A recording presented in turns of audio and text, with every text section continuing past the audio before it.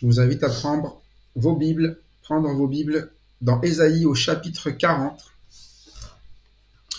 Ésaïe, chapitre 40.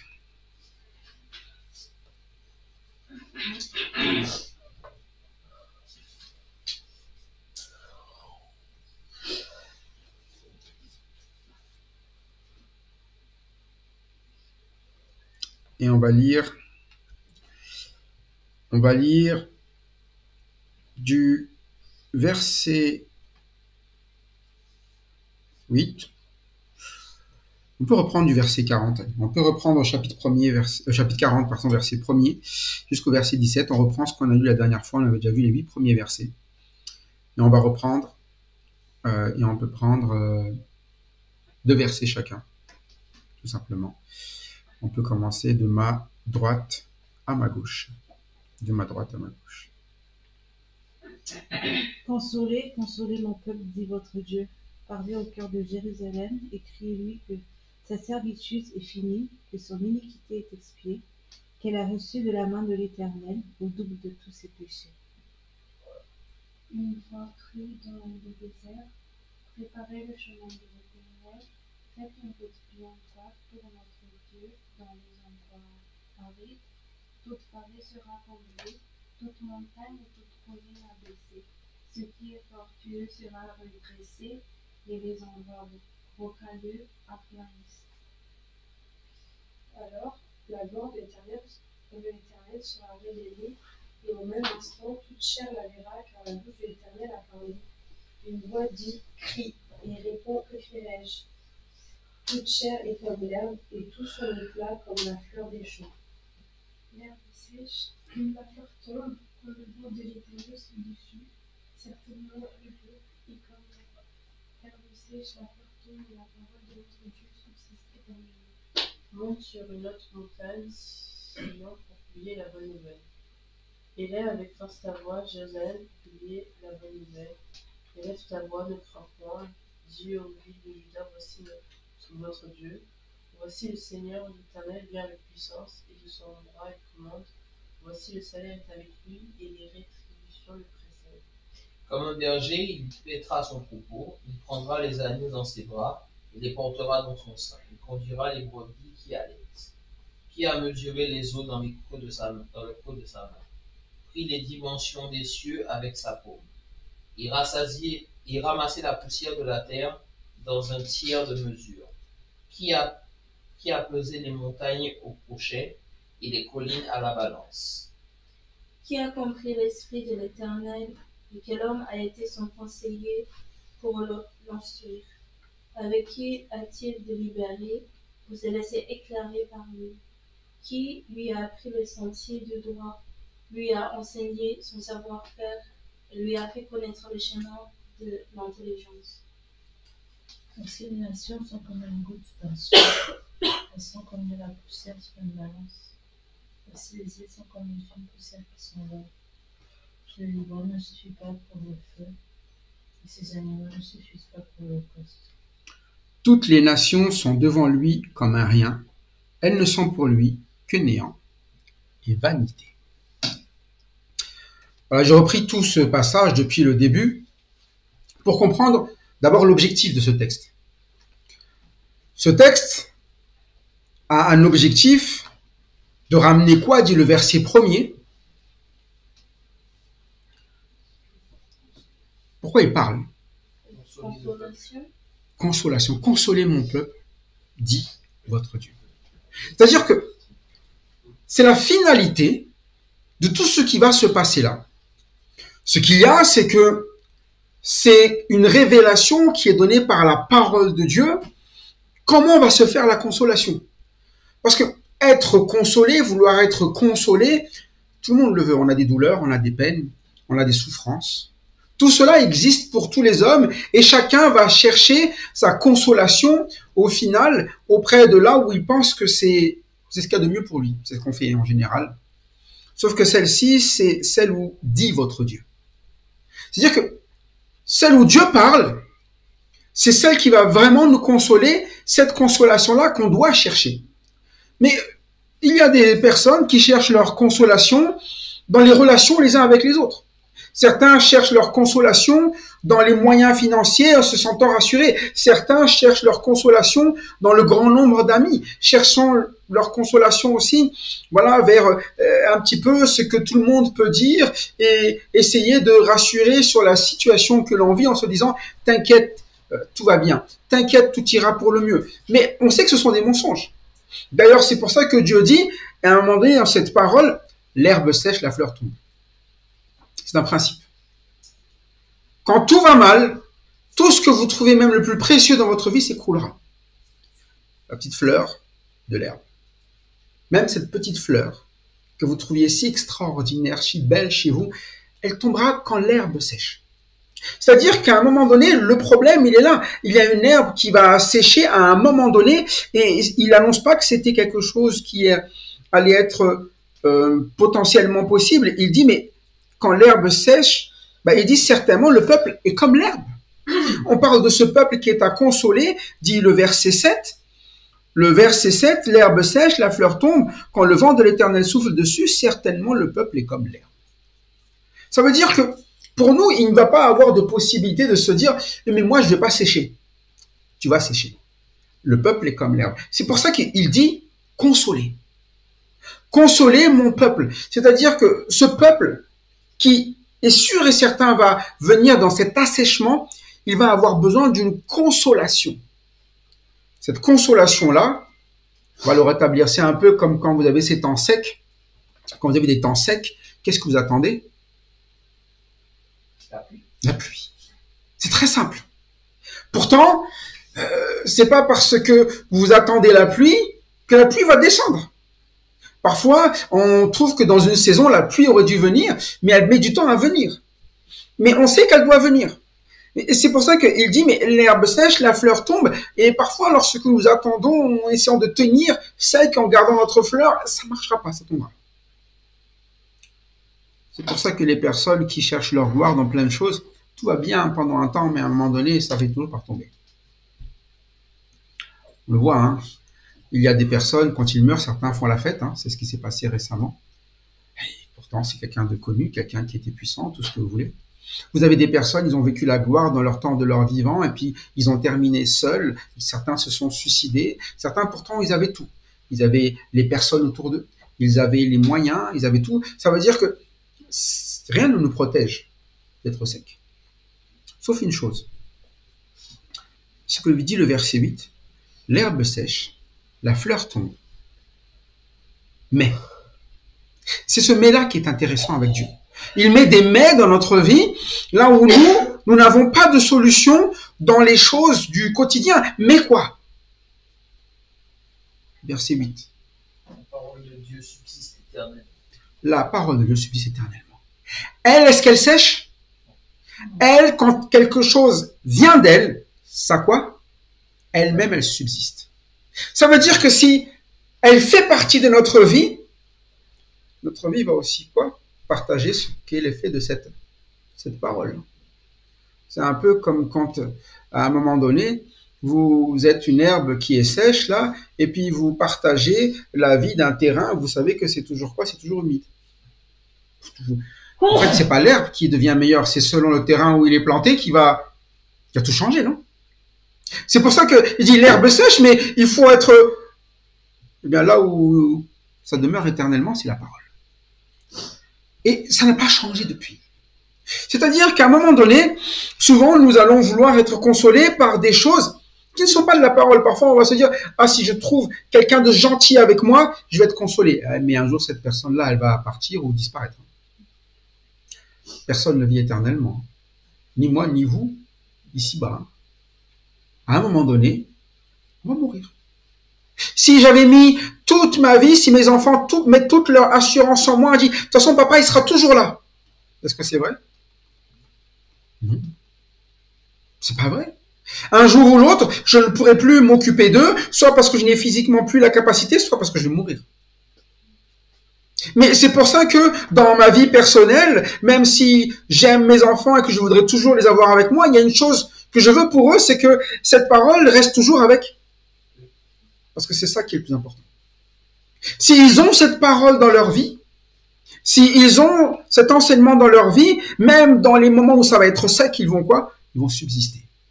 Mais si tout se base sur moi, quand les moments vont être malheureux, ils vont finir par être quoi aussi si ben, ça arrive. Hein. Parfois, il y a des personnes qui perdent une personne et c'est comme si eux aussi étaient quoi? Étaient morts, non? Plus de vie. C'est pour ça que c'est un vrai danger que de faire autre chose que d'amener les gens à s'appuyer sur la parole. C'est pour ça que, eh bien, ce que l'on fait nous, eh bien, c'est ce que fait Ésaïe. Ésaïe, il dit pas, je suis, à un moment donné, Ésaïe, et ce qui sort de ma tête, et ce qu'il y a de mieux, il dit, ainsi parle l'Éternel. C'est-à-dire que, à un moment donné, quelqu'un qui a du bon sens ne va jamais dire, voici ce que Dieu devrait faire, c'est ce que je pense, voici simplement ce que dit l'Éternel. Et comment il le dit? Eh bien, verset 9, monte sur une haute montagne, Sion, pour publier quoi? Qu'est-ce que c'est que ce qui va parler Sion?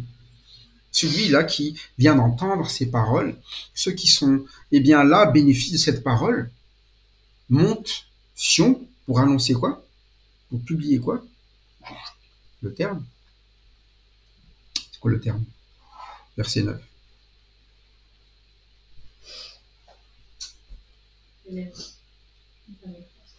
La bonne parole, la bonne nouvelle. C'est la bonne nouvelle, non? Vous n'avez pas cette version? Oui, c'est juste ça. Bonne nouvelle. C'est-à-dire qu'à un moment donné, il y a quelque chose que cette parole va ramener. Oui, c'est normal. Quand je suis sec, c'était horrible. Maintenant, il y a cette parole qui est là, qui peut vivre en moi, qui peut m'amener une vie qui est éternelle. Et il y a de quoi dire une bonne nouvelle. C'est-à-dire que je vais l'annoncer à tout le monde. Tout ce que cette parole peut faire. Et il lui dit, élève ta voix, ne crains pas, dis aux villes de Juda, voici votre Dieu. Et tout cela, Jérusalem doit le considérer comme quoi, Sion et Jérusalem, c'est une bonne nouvelle. La difficulté que l'on a, c'est d'expliquer une bonne nouvelle sans la vivre. On peut apprécier ce qui se passe dans la vie des gens, mais ce n'est pas vraiment une bonne nouvelle. Si on a, je dirais, quelqu'un qu'on aime bien qui réussit, on est content pour lui. C'est le terme. Mais ça n'empêche pas que nous, on peut avoir une vie qui, quoi, comment? Qui soit en difficulté. Peut-être que, voilà, imaginons, moi je perds quelqu'un, et puis quelqu'un a un enfant. On n'a pas la même nouvelle. Mais je suis content pour lui. Par contre, pour moi, ma nouvelle, elle est comment? Et lui, il est triste pour moi. Ça veut dire que celui qui a une bonne nouvelle, il peut vivre sa bonne nouvelle, mais être triste pour l'autre. Et celui qui a eh bien, une nouvelle triste, il peut avoir une bonne nouvelle, mais pas bon pour lui. Et souvent, on regarde les autres comme étant, ah, franchement, lui, il a une belle vie, et moi, la mienne, elle est... J'ai tout perdu. C'est pour ça qu'il dit à Sion, mais en fait, vous aviez tout perdu tous. Vous étiez tous comme tout le peuple, l'herbe sèche. Mais si vous publiez, c'est votre nouvelle. C'est Sion qui peut le publier. Parce que il a qui? Jérusalem peut publier. Parce qu'il a qui? Dit aux villes de Juda, dit le verset 9 à la fin, voici quoi? Votre Dieu. Pas un Dieu, pas Dieu, mais le Dieu de qui? Le vôtre. Quand vous avez une bonne nouvelle, c'est parce que vous possédez quelque chose qui est vraiment précieux quand même. Et là, on parle de Dieu.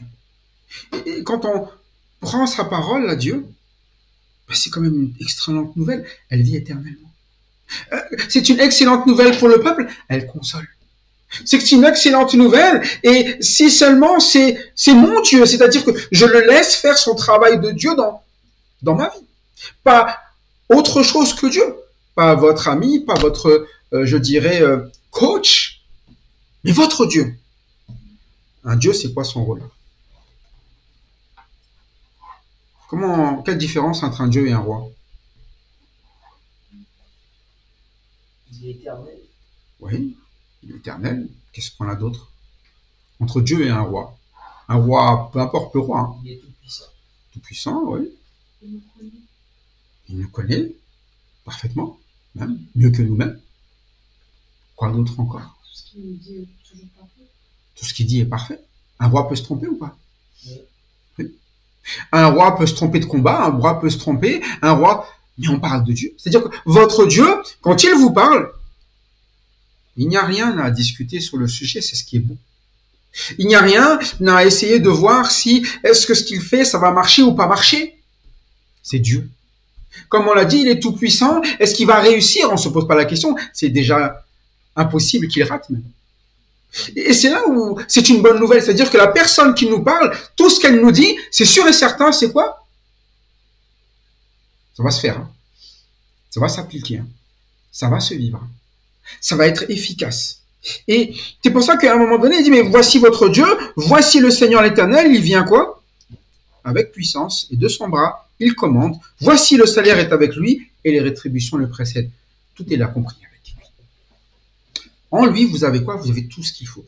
Non seulement toute sa puissance qui va agir, sa puissance, on voit son bras qui va commander, qui va diriger, il y a tout ce qui se rapporte à ce qu'il va rajouter dans notre vie.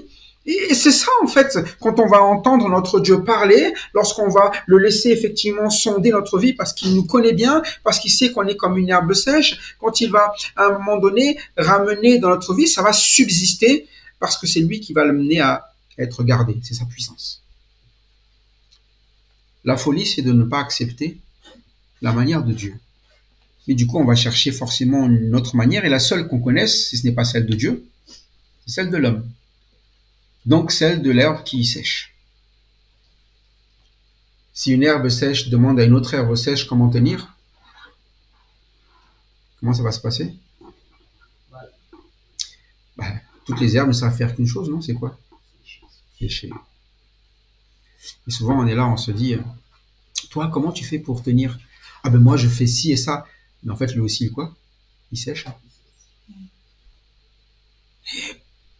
Peut-être pas à la même vitesse que nous, ou peut-être pas avec la même fleur qui va tomber. Mais chacun sa fleur, et chaque fleur va tomber. Et le problème, c'est que c'est souvent cela. Nous avons des personnes, nous leur disons, et toi, qu'est-ce que tu penses que je dois faire dans la vie? Et puis, quand ces personnes nous parlent, tu devrais faire ça. Mais lui-même, est-ce qu'il n'a pas des problèmes? Et lui-même, est-ce que c'est pas d'autres choses qui assaillent sa vie dans d'autres domaines? Sa fleur aussi, peut-être qu'il y compte en ce moment, il est présent, mais on a tous des choses où ça va s'écrouler. C'est pour ça que quand on va parler, eh bien ici, de la parole de Dieu, c'est parce que derrière, il y a qui? Il y a Dieu. Votre Dieu. Et comment il fait? Lui, il peut faire une chose. Il agit comment? Pour nous donner les choses, verset 11. Comme un quoi? Comme un berger. Comment Dieu donne? Comme un berger. Et c'est assez frappant que ça a toujours été sa manière de donner. C'est-à-dire qu'à un moment donné, avant qu'il y ait des rois, il a toujours donné des quoi? Des bergers. Vous savez, Abraham, il ne faisait que conduire un troupeau. C'est vraiment ça. Il avait toute une famille derrière lui. Vous savez combien de personnes il y avait derrière lui? 300, hein? Quelqu'un. On ne s'imagine pas, nous on se dit Abraham et Sarah et puis ses enfants. Il y a 300 personnes derrière. Et il n'y a pas que des personnes, il y a aussi des quoi? Des animaux. Il y a tout, il y a plein de choses. Mais comment il fait? Eh bien, quand il dit on se déplace, qu'est-ce que fait tout le monde? Tout le monde se déplace. Parfois, on se dit, ils sont deux, allez, c'est bon, on est dans la caravane, et go, quoi. Mais c'est extrêmement difficile de se déplacer à 300, non? Mais c'est ça, il a toujours agi en berger, Abraham. Mais sauf qu'il n'avait pas le titre. Il n'avait pas besoin du titre. Comment il agit un berger? Il reçoit la parole de Dieu et il dit à tout le monde quoi? Comme l'a dit Dieu. C'est tout. Un berger, ça n'a pas jamais été plus que cela. Moïse, qu'est-ce qu'il faisait? Est-ce qu'il faisait quelque chose sans que Dieu ne le lui dise? Il ne faisait que répéter les promesses de Dieu. Même quand il allait voir Pharaon, il dit quoi? Laisse mon peuple partir. Qui lui a dit de dire ça? C'est Dieu. Mais c'est ça ce qu'on va appeler à un moment donné, eh bien, la parole de Dieu. Dieu le donne, donc elle soit donnée. Mais il va toujours, pour qu'elle soit donnée, susciter ce qu'on appelle des bergers. Parce qu'un berger, c'est quelque chose qui est plus compliqué que si on avait demandé simplement à Dieu de parler. On se dirait, nous, pourquoi Dieu ne dit pas directement les choses? Et il le fait, hein, parfois. Mais il fait le choix de passer par des bergers. Comme avec le Messie, il fait le choix d'envoyer au final un quoi? Un berger. Pour montrer vraiment la nature de l'homme. Combien même je vous dirai comment faire, je vous montrerai comment faire, et je le ferai appliquer dans la vie, et bien de certains, vous allez quand même le rejeter. Et c'est toujours cela. Pourquoi Moïse était détesté? À un moment donné, il l'était, hein, Moïse. Hein. Il murmurait contre Moïse parce qu'il demandait de faire les choses que Dieu lui avait.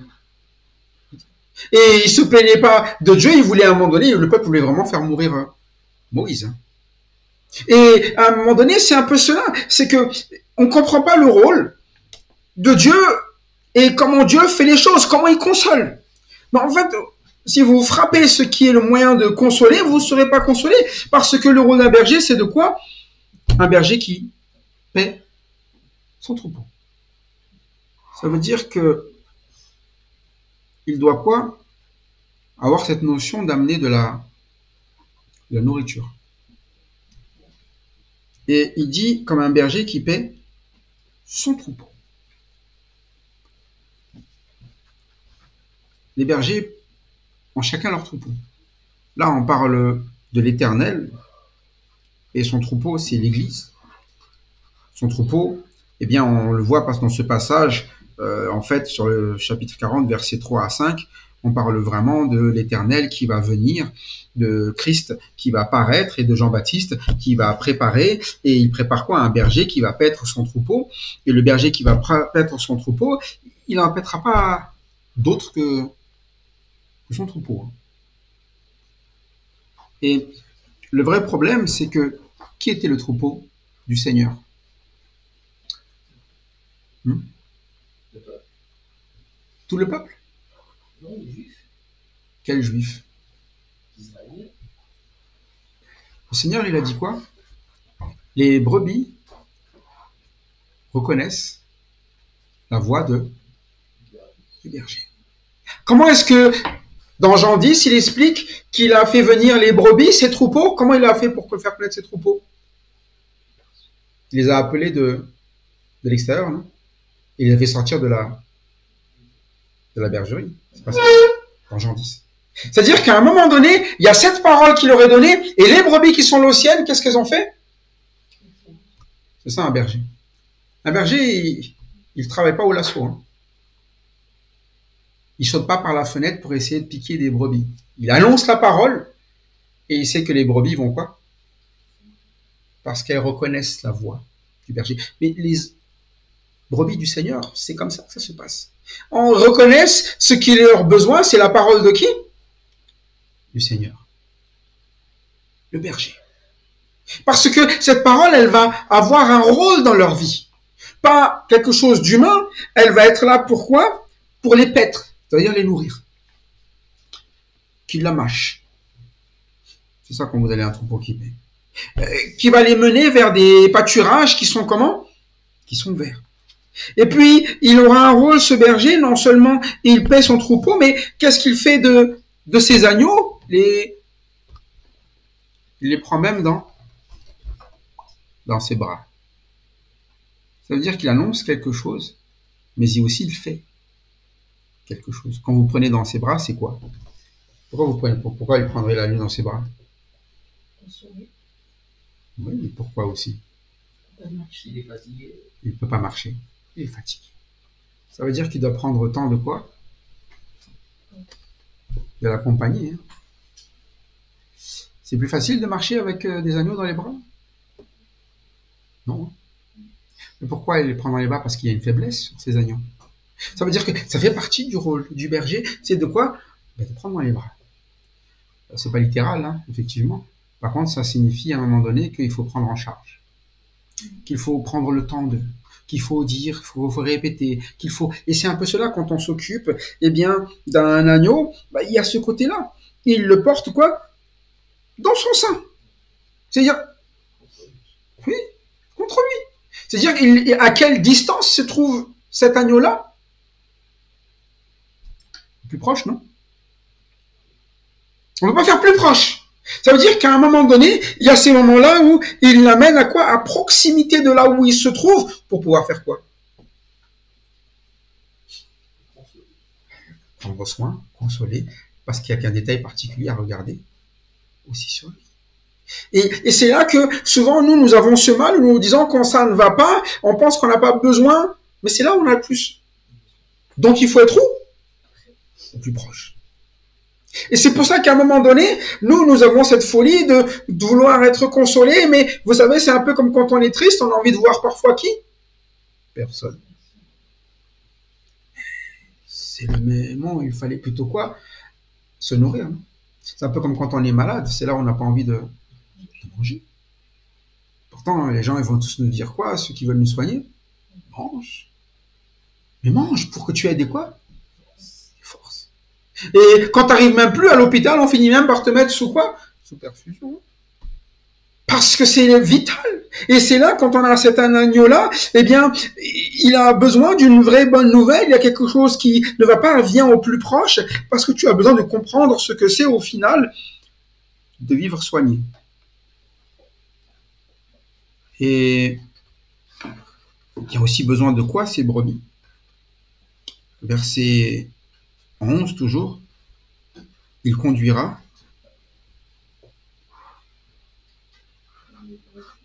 Mais lesquels?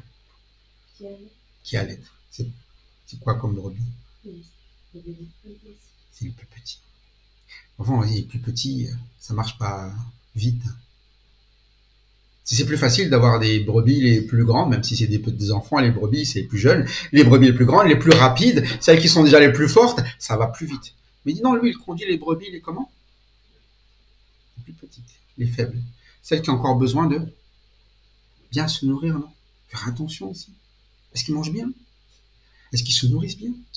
Est-ce que à un moment donné... Et c'est ça tout ce que le Seigneur va ramener. Mais pourquoi? Parce que tout cela, quand on va eh bien parler de paître, quand on va parler de soigner, quand on va parler eh bien justement d'allaiter, c'est tout ça ce que la parole de Dieu fait en fait. C'est pour ça que quand l'Éternel s'est adressé à Pierre, lui qui était le souverain berger, notre Seigneur Jésus-Christ, il a dit à Pierre quoi? Paix, mais prends soin, nourris mes brebis. C'est les deux mots qu'il a utilisés. Et c'est pour ça qu'à un moment donné, le souverain berger, lorsqu'il prend un berger, il ne lui dit pas de faire autre chose. Hein. De la même manière. Quand tu seras revenu, tes frères là, c'est eux que tu vas exhorter. Prends soin, paix mes brebis, je te les remets, parce qu'il faudra prendre ce temps, parce qu'il faudra les nourrir, parce qu'il faudra faire ce qui est bon. Et pourquoi? Parce qu'à un moment donné, c'est ça qui est vraiment une bonne nouvelle. Si tu sais ce qu'est la parole de Dieu, toi, et c'était un peu ce message pour Pierre, mais c'est le message pour tous les bergers, si un berger que c'est que la parole de Dieu, il ne se détournera jamais de donner autre chose que quoi? La parole de Dieu. Quand on essaie de donner un autre message, c'est qu'on n'a jamais saisi ce que c'est vraiment la parole de Dieu. On pense parfois que c'est accessoire. Mais dans cette parole, vous voyez bien, hein, elle est tout sauf accessoire, c'est ce qui subsiste éternellement. C'est ce qui console. C'est ce qui fait son œuvre, au final, en son temps, c'est ce qui est une bonne nouvelle. C'est pour ça que l'évangile, la bonne nouvelle, c'est bien ça la puissance de Dieu. Mais déjà à cette époque, est-ce qu'on parlait d'évangile? Contenu dans quoi, au final? Toujours dans la parole. Et c'est pour ça que, quoi qu'on fasse, où qu'on aille, si le lieu où on y va n'est jamais basé sur la parole, on n'est jamais à un endroit où on va être nourri. On n'est jamais à un endroit où ça va être bon. C'est pour ça qu'à un endroit où il n'y a pas ce que Dieu demande, ce que Dieu va amener une bonne nouvelle, n'est pas le bon endroit. Et quand il parle à Jérusalem, quand il parle à Sion, c'est pour leur dire quoi? À un moment donné, arrêtez de chercher ailleurs la consolation, la bonne nouvelle, elle se trouve là où la parole se trouve. Et comment est-ce qu'on doit la vivre? Pourquoi c'est cet endroit-là? Parce qu'il va quitter. La parole de l'Éternel, elle fait une œuvre incroyable. C'est l'Éternel qui fait une œuvre incroyable. Qui a mesuré les eaux au creux de sa main? Parfois tu te dis, peut-être je vais voir ailleurs. Qui a pris les émotions dans les seaux du psaume, avec la paume, pardon. Ramasser la poussière de la terre dans le tiers de ses mesures. Qui a pesé les montagnes au crochet et les collines à la balance? Qui a sondé l'esprit de l'Éternel et qui a éclairé ses conseils? Vous savez comment est-ce qu'on fait quand on enseigne la parole de Dieu? On ne cherche pas à dire à Dieu ce qu'il doit faire, ou ce qu'il aurait dû faire. On ne fait qu'amener quoi? Les conseils qui viennent de lui. Moi, je pose cette question lorsque nous venons à l'écoute. Qu'est-ce que nous entendons? Est-ce que nous entendons les conseils qui viennent de Dieu ou est-ce que nous entendons les conseils de l'homme? Ça m'est arrivé déjà, même moi, avant, etc. Et puis d'entendre aussi, voilà, Dieu dit ça, mais... On a dit ce que Dieu a dit, mais on a toujours un quoi? Le mais. Mais le mais, il vient de qui? Et on essaie de quoi? De corriger ce que Dieu a dit. Pourquoi c'est ça? Mais pourquoi on essaie de corriger ce que Dieu a dit? Parce qu'on n'est pas prêt nous-mêmes à quoi? À le vivre, non? Et on va quand même pas dire qu'on désobéit à Dieu. Donc on va dire que c'est plutôt Dieu qui a besoin de rectifier son tir. Oui, mais Dieu quand même, est-ce que Dieu il va pas quand même faire ça? Dieu ne peut pas, je ne peux pas croire en un Dieu. Dieu, ça veut dire qu'à un moment donné, on va toujours essayer de modeler qui? Mais il est en train d'expliquer là. Qui a sondé l'esprit de l'Éternel et qui a éclairé de ses conseils?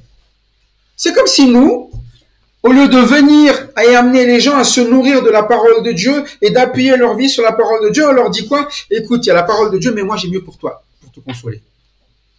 Tu sais quoi? Tu as un bel avenir si tu suis mes conseils. Et parfois, c'est ce que les gens font. Si tu veux être heureux, tu vas quand même pas faire ça, tu vas être malheureux si tu fais que suivre la parole de Dieu. Tu te rends compte? Il va t'amener à quoi? À suivre Christ. Bon, Christ, il a fait ci, il a fait cela, mais il dit, mais c'est ça la conduite qu'il mène des brebis. Il les emmène, mais à un moment donné, même une brebis, et c'est ça le bon berger, les brebis, même s'il les amène dans la vallée de l'ombre de la mort, est-ce qu'il y a un problème? Il y a un problème? Dans la vallée de l'ombre de la mort, qu'est-ce qu'on cite par cœur? Je ne crains aucun mal ou je ne crains rien. Et parfois, on est là, on se dit, mais où m'emmène ce berger? Il m'emmène où? Il m'emmène dans la vallée de l'ombre de la mort. Oui, mais il y a une promesse avec, non? Je ne craindrai aucun mal. Et c'est ça la parole qui subsiste éternellement. Il nous amène une parole et parfois on n'y croit pas.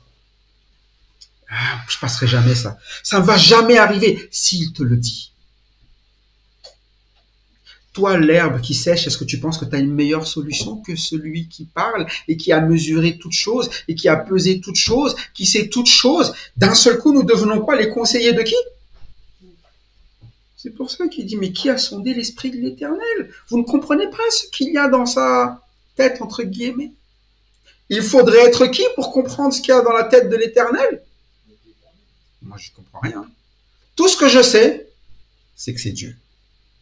Et Dieu ne peut pas être à un même niveau intellectuel que moi. Sinon, ça s'appelle un faux Dieu. C'est un homme. Mais c'est pour ça qu'il explique avec qui a-t-il délibéré pour recevoir l'instruction? Qui lui a appris le sentier de la justice? Qui lui a enseigné la sagesse et fait connaître le chemin de l'intelligence? Il va expliquer tout ça, mais on parle comme si à un moment donné, il y avait besoin d'un conseiller. C'est nous qui avons besoin de sa parole et pas lui qui a besoin de la nôtre. Et il insiste sur cela parce qu'il n'y aura pas de consolation sinon. C'est pour ça qu'il dit, c'est ça la bonne nouvelle. Sortez de ça, vous vous égarez de la bonne nouvelle. Et vous allez vivre quelque chose qui ressemble à bon, mais ça ressemble à quoi? C'est pas bon. Voici les nations sont comme une. Verset 15, comme une. Comparaison. Vous avez quoi dans une goutte d'eau qui tombe d'un seau. Elles sont comme une poussière. Voici elles sont comme une fine poussière qui s'envole. Et vous voyez, c'est souvent là où on met notre confiance. Sur une goutte d'eau. Sur une poussière.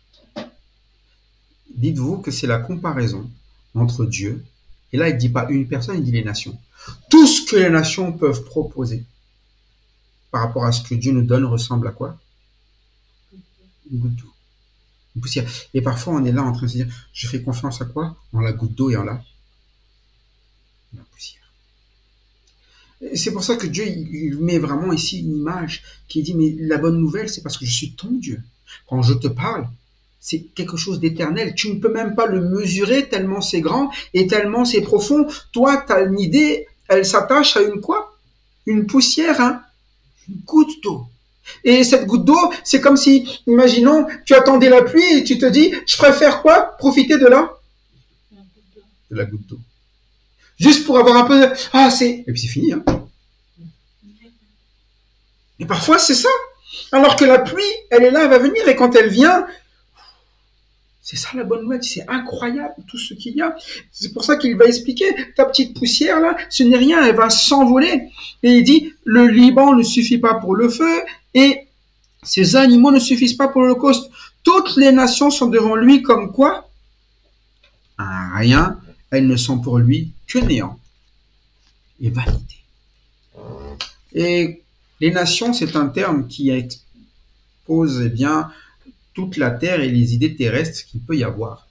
Aussi merveilleuses pour nous les choses que peut faire l'homme, il y a des choses, on se dit, oh, c'est incroyable le progrès qu'on peut faire, oh, c'est incroyable les choses sur lesquelles c'est incroyable. Dieu il me dit, mais tout ça, c'est quoi? C'est du néant. Et c'est plutôt à nous poser la question, mais en fait, il y a peut-être encore beaucoup de choses de Dieu que je n'ai pas vues, parce que si je trouve ça merveilleux, c'est que je n'ai pas encore compris vraiment c'est quoi les merveilles que Dieu a pour moi. Et soit ça va me pousser, eh bien, à un moment donné, à découvrir encore tout ce que Dieu a de merveilleux à me montrer, soit ça va me faire laisser dans quoi? Dans cette petite goutte d'eau, dans ma petite poussière. C'est pour ça qu'à un moment donné, quand il parle de ce passage, il dit, mais la volonté de Dieu, c'est que l'on soit consolé. Et il y a un moyen pour cela. C'est la parole. La parole, elle fait quoi? Elle nous enlève cette, il l'a dit depuis le début, comme on l'a dit la dernière fois, cette servitude, l'iniquité. Elle est la main de l'Éternel qui couvre tous nos péchés. Et en fait, si on ne le laisse pas faire son œuvre, il n'y a pas de consolation. Et vous savez, le péché, c'est pas quelque chose, à un moment donné, comme si on se dit, bah, je ne veux plus pécher et ça ne pêche plus. C'est qu'il faut que la parole, elle rentre dans notre vie pour amener ce qui subsiste. Parce que le péché, son rôle, c'est de ramener des choses pour nous détruire. Mais c'est pour ça que Dieu, mais c'est une bonne nouvelle. Quand la parole vient, c'est comme un berger. Elle est là pour te nourrir. Elle est là pour te soigner. Elle est là pour te serrer contre elle. Elle est là pour te conduire. Toi qui as encore besoin d'être nourri, elle est là pour toi.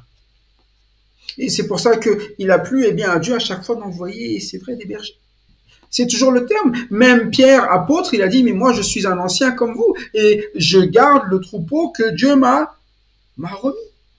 Et pour quelle raison? C'est parce que quand Dieu remet quelqu'un dans son troupeau, il dit, mais c'est pourquoi? C'est pour prendre soin. Prendre soin, ça signifie voir tous les états. Et ça signifie, eh bien, à un moment donné, prendre un regard, ça signifie... C'est pour ça que, très souvent, l'erreur qu'on peut connaître, même dans le monde pastoral, c'est de se dire, oui, mais bon, il y a les bergers et puis il y a Christ, et c'est deux choses différentes. Non. Si vous savez quel est le bon berger, normalement, tous les bergers devraient essayer de ressembler à qui? Au bon, non? L'absurdité, c'est plutôt quoi? C'est le bon berger. Ah non, mais ça, c'est pas possible, je vais chercher à faire. Mais comment il a fait le bon berger? Et moi, je regarde toujours, quand je lis la Bible, comment a fait le Seigneur? Il a appelé son troupeau et il a dit, suis-moi. Et ceux qui ont reconnu sa voix, ils ont tous fait quoi? Ils ont... Et jamais, on va vous dire, vous accrocher à une chaîne, vous dire comme ça, non, le message est suis. Si tu crois, tu verras. Si tu suis, celui qui suit, prenne quoi? Sa croix, non. Prends. Tu auras des souffrances avec, c'est ça la croix. Mais quand tu la prends, derrière, c'est quoi? C'est le malheur. Derrière la croix, il y a quoi? La résurrection. Il y a la résurrection. Non? Est-ce que tu pouvais voir la résurrection sans passer par la croix du Seigneur? Le Seigneur, il a passé par la croix pour amener la résurrection. Et parfois, nous croyons que nous ne pouvons pas, nous ne devons pas accepter de perdre nous-mêmes pour pouvoir quoi? Pour pouvoir gagner. Et c'est ça qui est le plus difficile. C'est-à-dire qu'à un moment donné, c'est ça la foi. Quand le Seigneur il nous a amenés à le suivre, eh bien, on oublie au final tout ce qu'il y a autour comme détail. C'est la manière de faire. Il faut se concentrer sur ce que le Seigneur veut et la manière dont il le fait. Et la manière dont il le fait, eh bien, c'est mieux que toutes les nations, ce qu'ils peuvent nous donner. Et il nous fait constater, et c'est pour ça que quand on lit ces paroles dans Ésaïe, toutes les nations dont on parle, elles ont disparu. Hein. Ou alors elles sont très mal. Elles ne sont plus des grandes nations. Par contre, la parole de l'Éternel, elle était et elle est toujours là. Hein. Toujours. Et elle subsistera éternellement. Voilà pourquoi, eh bien, soyons attachés à la parole de l'Éternel. Soyons attachés à celui, eh bien, qui la donne comme un berger pour nous nourrir, pour nous conduire, pour nous amener, eh bien, à vivre sa vie à lui, son éternité. Soyons attachés à qui il est. Il est Dieu. Il n'est pas un ami. Un ami n'est rien. Nos amis terrestres. C'est lui qui va pouvoir réellement nous apporter ce qu'il promet. Pourquoi? Eh bien, que Dieu soit celui qui soit vraiment au plus proche de nous dans notre cœur et que nous puissions être toujours là où il parle. Il parle eh bien, à nos cœurs justement, afin que nous soyons consolés comme il le promet et que ce soit lui qui soit glorifié justement pour l'œuvre belle qu'il fait. À Dieu la gloire en Christ. Amen. Amen.